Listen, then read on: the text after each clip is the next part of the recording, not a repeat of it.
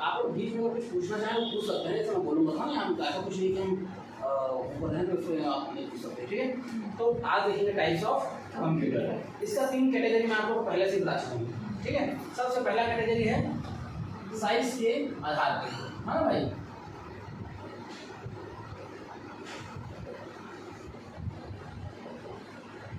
Size के आधार पर पहला कंप्यूटर कौन सा है भाई? माइक्रो। उसके बाद मिनी। उसके बाद वर्क स्टेशन, फिर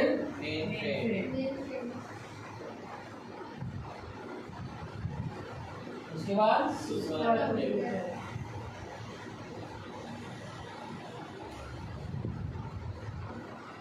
सुपर कंप्यूटर। हाँ भाई, तो टोटल कितने प्रकार के कंप्यूटर हुए? 5 प्रकार के, on the basis of size. उसके बाद है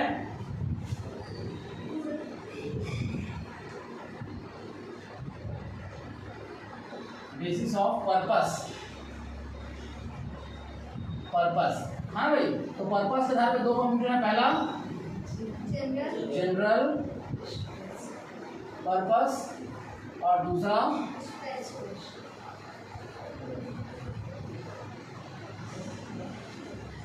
ठीक है। उसके बाद क्या है तीसरा हमारा, ठीक है।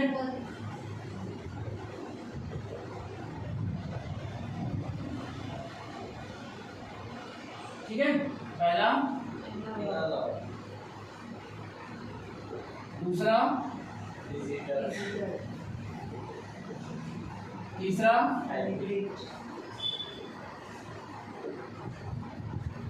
क्लियर है। ये है हमारे क्या कंप्यूटर के प्रकार, ठीक है भाई। अब इसमें हम एक एक कंप्यूटर को 1 बाय 1 एक्सप्लेन करते हैं, आप लोग ध्यान से सुनिएगा, ठीक है। बस एक क्लास का हो चुका है हमारा, है। तो आप लोग को भी बहुत कुछ पता है, ठीक है। तो आप लोग एक रिवीजन जैसा इसको लीजिएगा, ठीक है। तो पहला क्या है हमारा माइक्रो, क्लियर है। पहला क्या है माइक्रो, ठीक है।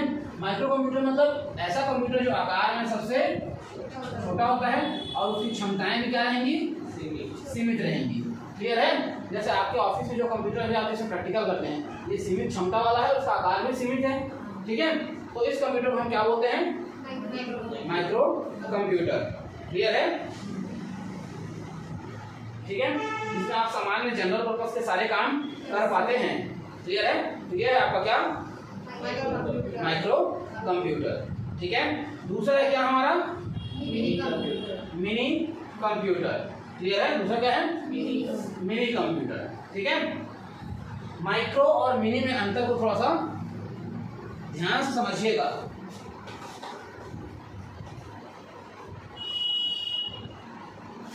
ठीक है भाई। माइक्रो और मिनी क्या करिएगा, थोड़ा ध्यान से समझिएगा।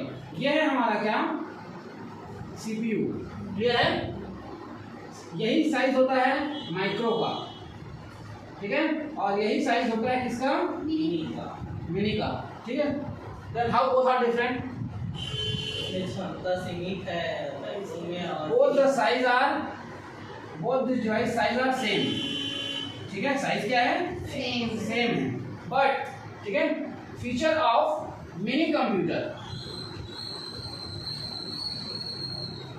ठीक है। फीचर ऑफ मिनी कंप्यूटर क्या है? बहुत ज्यादा है as compare to micro, clear है।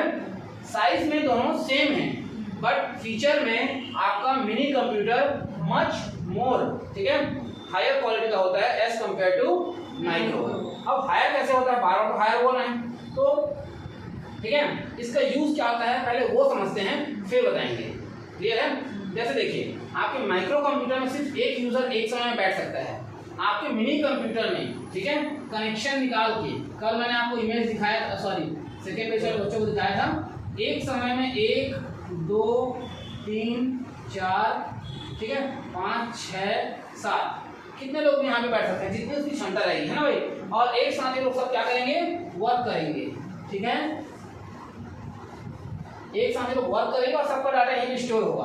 और ये संभव कैसे होता है, तो यहाँ पर एक डाटा बोर्ड लगाया जाता है, क्या लगाया जाता है, डाटा बोर्ड, जिससे कनेक्शन निकालते हैं और ये लोग जुड़ते हैं, ठीक है। और सबके हम जैसे इस कंप्यूटर में एक एक यूजर रहता है, तो इसमें यहाँ पे हम एक से लेकर जितना हमारा सीपीयू मतलब यूजर ऐड कर रहे हैं, मतलब यहाँ पे साथ साथ में मॉनिटर, कीबोर्ड और माउस बस रहेगा, इनके पास सीपीयू नहीं रहेगा, क्योंकि इनका सीपीयू यही है। क्लियर है? तो क्लियर है, ये इनसे वर्क करेंगे। और इसकी क्षमता बढ़ेगी कैसे? क्योंकि अगर एक सीपीयू में 7 लोग बैठेंगे तो ये तो वैसे भी स्लो हो जाएगा, क्योंकि आप लोग देखे होंगे कहीं कभी तो एक कंप्यूटर में एक व्यक्ति बैठा है तो कंप्यूटर आपका स्लो हो जाता है। फिर यहाँ पे कैसे करें? ठीक है, तो ऐसे सिचुएशन में हम क्या करते हैं,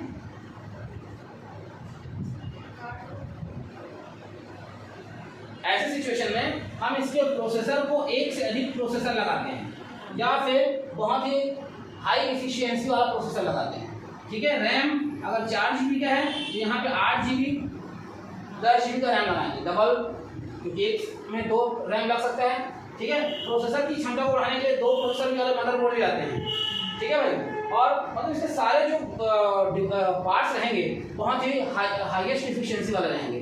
ठीक है, ताकि ये प्रॉपर्ली वर्क कर सके और साथ साथ यूजर को सपोर्ट कर सके। साइज में तो वैसे ही रहेगा, हाँ, जो बॉक्स है वो वैसे ही रहेगा, बस बाहर में क्या रहेंगे, यूजर बढ़े हुए रहेंगे। और अधिक यूजर रहेंगे तो उनको सपोर्ट करने के लिए प्रोसेसर, मदरबोर्ड, रैम, इनकी जो क्षमता है वो बहुत ज़्यादा रहेगी।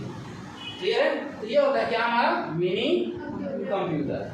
आया समझ में? बन जाएगा मिनी कंप्यूटर। ठीक है, कोई डाउट तो नहीं है कि माइक्रो और मिनी साइज में सेम है और क्षमता कैसे ज़्यादा है? ठीक है भाई, साइज सेम है, अंदर के गुण ज़्यादा हैं। जैसे 2 व्यक्तियों का साइज सेम रहता है, ठीक है, बट एक व्यक्ति अगर योगा एक्सरसाइज कर रहा है तो वो कैसे स्वस्थ रहता है, क्योंकि वो अपने उन्हीं, ठीक है, ऑर्गन्स को क्या करता है, योग और एक्सरसाइज से मजबूत बना लेता है। ठीक है, और वहीं पे व्यक्ति अगर सुस्त है तो वो कुछ भी नहीं कर पाता है। क्लियर है?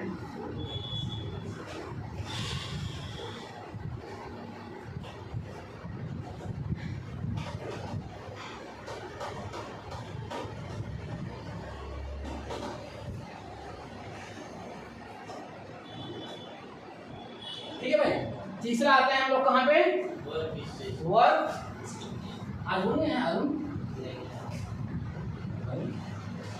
Work station. वर्क स्टेशन क्या होता है भाई? हम वर्क स्टेशन और मेन फ्रेम को एक साथ समझते हैं, हाँ, ज्यादा अच्छे तरीके से हमको समझ में आएगा। क्लियर है? क्योंकि अलग अलग बताने में फिर कंफ्यूजन फैलता है।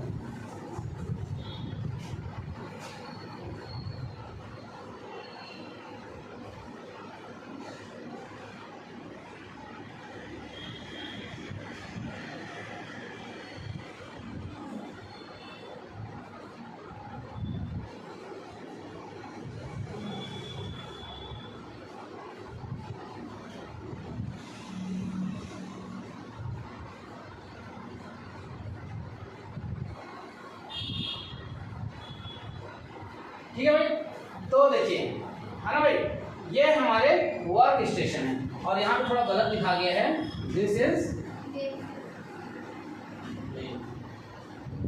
Main frame. क्लियर है? अब इसको समझते हैं। ठीक है, ध्यान से देखिएगा आप लोग। मेन वर्क स्टेशन वो कंप्यूटर होते हैं जिनके पास स्वयं का कोई भी, ठीक है, इंफॉर्मेशन स्टोर नहीं होता है। ठीक है, और मेन फ्रेम वो कंप्यूटर होते हैं जिनके पास सारा इंफॉर्मेशन क्या रहता है, स्टोर रहता है। क्लियर है? आया बात समझ में? वर्क स्टेशन जिसके पास कोई जानकारी नहीं, मेन फ्रेम जिसके पास सारा इंफॉर्मेशन स्टोर रहता है। ठीक है, तो अब इनका यूज क्या है, और ये दोनों आपस में जुड़े हुए होते हैं। क्लियर है? तो इसका उदाहरण है हमारा क्या, बैंकिंग सिस्टम और railway reservation counter, electricity bill payment करना। ठीक है, आजकल बहुत सारे कामों में आपको ये सुविधा मिलता है कि आपको कहीं जाने की आवश्यकता नहीं है, आप घर बैठे क्या करिए, ठीक है, घर बैठे सारा काम कर लेते हैं। तो एक प्रकार से आप घर में बैठ के वर्क स्टेशन जैसा रोल प्ले करते हैं और जो मेन सर्वर है वो मेन फ्रेम जैसा वर्क करता है। तो देखिए, मान लो अपन चलते हैं कहाँ पे, इसको अभी 1 मिनट के लिए समझने के लिए ध्यान देते हैं कि ये रेलवे रिजर्वेशन काउंटर सिस्टम है। ठीक है, क्या है? ठीक है, रेलवे रिजर्वेशन काउंटर सिस्टम। ठीक है,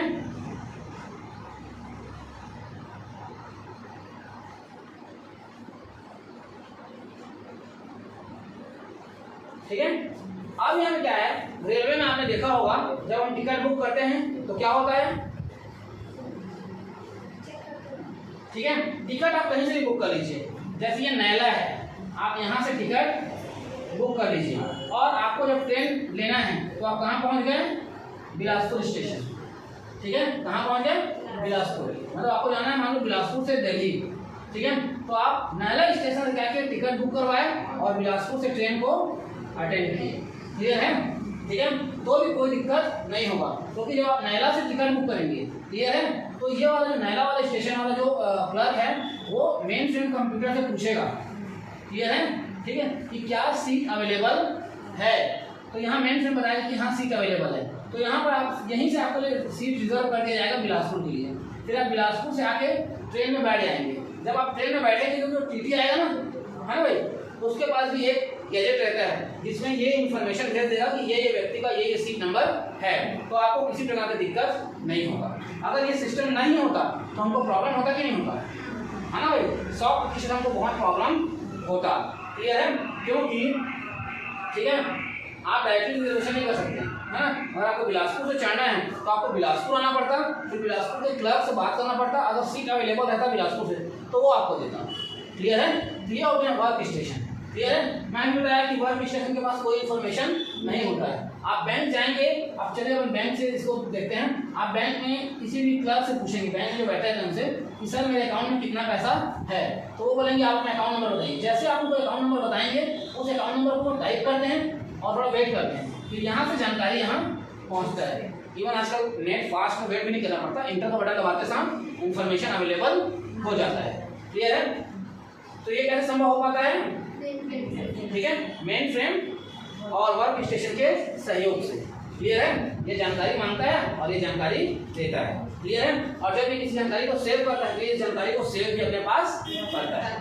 क्लियर है, तो ये है एक प्रकार से हमारा डंब टर्मिनल। क्या है, डंब टर्मिनल, और ये है हमारा इंटेलिजेंट टर्मिनल। क्या है, इंटेलिजेंट टर्मिनल, तो जिसके पास सारा डाटा स्टोर रहता है, और ये है जिसके पास कोई भी डाटा स्टोर नहीं रहता है। ठीक है, याद रहेगा। क्लियर है, ठीक है, आगे चलें। अगला है हमारा सुपर कंप्यूटर। क्या है,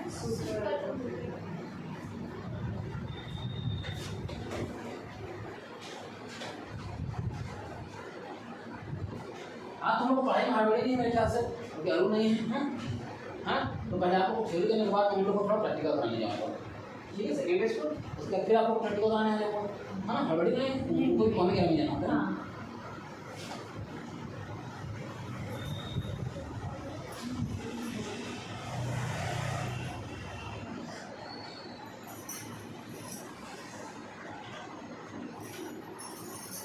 चल आज क्रॉसिंग के पास ना मैं फंस गया था, वहाँ पे 2-2 मिनट का अंतर रहता है, मतलब एक बार कहीं एक लॉट निकल गए फिर पहुँचे, फिर 15-20 मिनट लेट पहुँचे। मैं 8:35 मिनट वहाँ पहुँचा हूँ, फाटक तुरंत बंद हुआ, उसके बाद लगभग 20 मिनट बंद। हाँ, 3-4 ट्रेन पार होता है कम से कम, उनको स्लॉट रहता है 3-4-5 ट्रेन को पार कराएंगे, उसके बाद ही फिर आपको मिलेगा। ठीक है, चलिए तो अब देखते हैं हम लोग क्या, सुपर कंप्यूटर। सुपर कंप्यूटर किसको बोलते हैं भाई, वो कंप्यूटर जो अरबों खरबों गणना को बिल्कुल बहुत ही कम समय में करके आपको देता है। क्लियर है, और ठीक है, वैज्ञानिक इसको ज़्यादातर यूज़ करते हैं। ठीक है भाई, ना ये जनरल पर्पस में यूज़ होता है, ना ये स्पेशल पर्पस में यूज़ होता है, ना ये व्यावसायिक दृष्टिकोण से यूज़ होता है। इसका बेसिकली यूज़ होता है वैज्ञानिक दृष्टिकोण से। ठीक है, आर्टिफिशियल इंटेलिजेंस हम बात करते हैं बार बार, ठीक है, AI। ठीक है, इसके सारे कंप्यूटर मेरे ख्याल से आर्टिफिशियल, ठीक है, सुपर कंप्यूटर के रैंक के होते हैं। क्लियर है, और ये बहुत अधिक बहुत ही तीव्रता से गणना करते हैं। और आपको मैं बार बार बताया हूँ, है ना भाई, कि कब तूफान कहाँ टकराएगा, है ना, कितने की स्पीड से आएगा, और ठीक है, बारिश कितना होगा, किस दिन बारिश होगा, ये सारा चीज़ जो आजकल बताते हैं, है ना भाई। इसका पूरा श्रेय किस पे जाता है, सुपर कंप्यूटर। ठीक है, क्योंकि वो अपने कैलकुलेशन से हमको सटीक जानकारी देता है। ठीक है, जैसे अभी छत्तीसगढ़ में एक डिवाइस लगा है जो 4 या 5 घंटे पहले बता देगा, ठीक है, कि मौसम कहाँ बिगड़ने वाला और कितनी तेजी से बारिश होने वाला है। एक नया डिवाइस इसी साल लगा है। हाँ, नहीं, वो मैसेज तो पहले से ही आ रहा है, और एक सटीक डिवाइस लगा जिससे एग्जैक्ट इन्फॉर्मेशन मिलता है। खैर वो मैसेज उसी के बाद ही आता है, सही बोल रही हैं, पर मैसेज वाला सिस्टम पहले से भी था, तो पहले जो डिवाइस लगा था उसमें थोड़ा सा इन्फॉर्मेशन करेक्ट नहीं आता था। अभी न्यूज़ मीडिया देखते हैं ना कि एक सटीक डिवाइस लगा जिससे आपको मतलब 4 या 5 घंटे पहले पता चल जाएगा कि कहीं कहीं पर बहुत तेज बारिश होने वाला है। ठीक है भाई, क्लियर है? तो ये हमारा क्या सुपर कंप्यूटर। आगे चलते हैं on the basis of purpose. ठीक है, on the basis of purpose.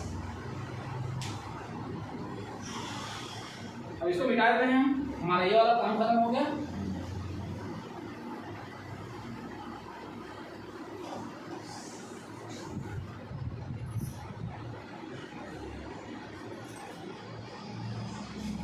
ठीक है, on the basis of purpose.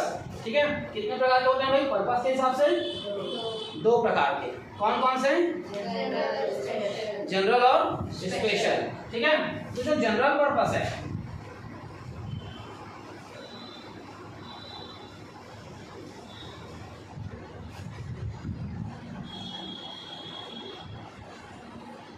ठीक है भाई, जनरल पर्पस कंप्यूटर।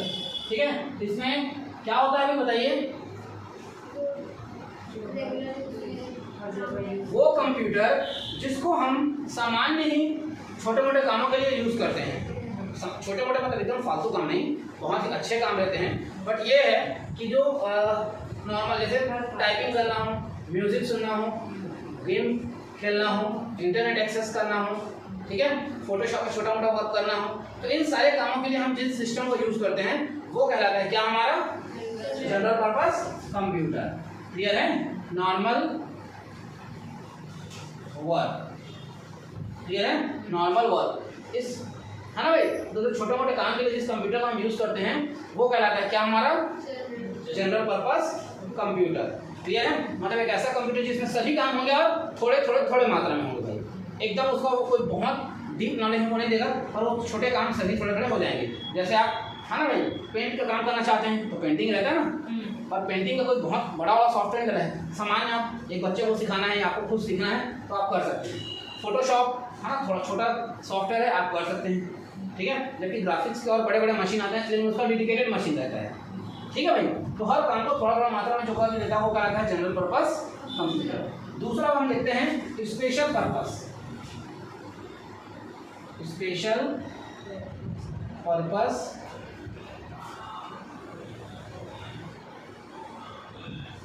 कंप्यूटर।